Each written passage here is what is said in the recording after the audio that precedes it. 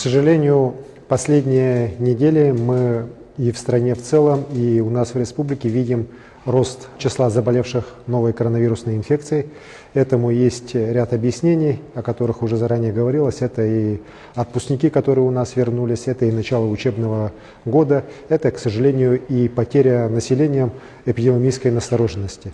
В результате на сегодняшний день у нас, например, за последние сутки 87 заболевших, из них 45 город Якутск, 6 случаев в Мегано-Кангаласском районе, 10 случаев в Усть-Салданском районе, ну и по ряду районов, достаточно большому количеству, по 3, по 2 заболевших. К сожалению, вынуждены еще раз констатировать, что у нас эпидемиологическая настороженность резко упала, у нас выросло количество заболевших лиц старшего поколения, старше 65 лет, и это привело к тому, что на сегодняшний день 51 человек у нас находится в реанимации, из них 9 на искусственной вентиляции легких. К сожалению, растет и смертность, у нас уже общее количество погибших от коронавирусной инфекции за все это время уже 100 человек. Конечно же, те меры, которые сегодня должны принимать органы местного самоуправления, в первую очередь, на мой взгляд, они недостаточны.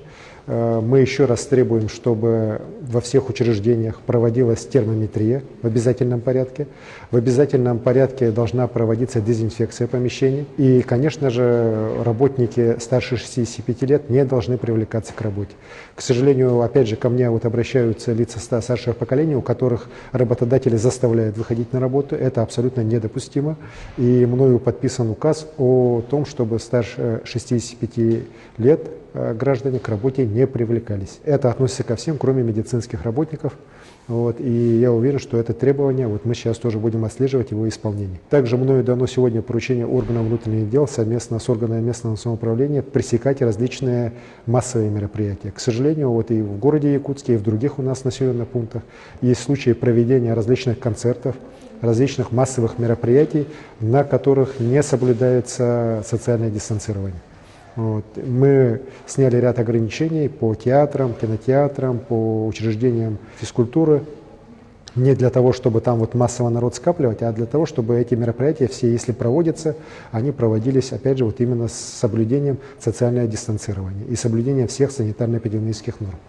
Также мною дано поручение в адрес органов местного самоуправления, в первую очередь по городу Якутску, для усиления работы административных комиссий, работы департаментов предпринимательства, для того, чтобы органы, которые ответственны, контролировали исполнение санитарных норм, в первую очередь масочно-перчаточного режима на объектах культуры, объектах торговли и общественное питание. К сожалению, опять же, мы здесь видим расслабление и несоблюдение со стороны ряда учреждений тех норм, которые в обязательном порядке должны соблюдаться. С сегодняшнего дня у нас возобновилась работа оперативного штаба уже лично под моим руководством. Мы будем ситуацию сейчас держать под постоянным контролем для того, чтобы в ближайшее время не допустить дальнейшего роста заболеваемости и, конечно же, уже переводить его в нормальное русло.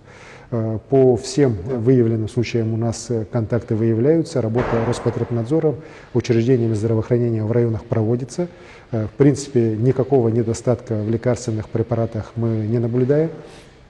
Вместе с тем, конечно же, еще раз хочу призвать население масочный перчаточный режим в общественном транспорте, в учреждениях, в разных помещениях самым строгим образом соблюдать. Это именно то, что позволит на сегодняшний день не допустить дальнейшего развития коронавирусной инфекции у нас в республике.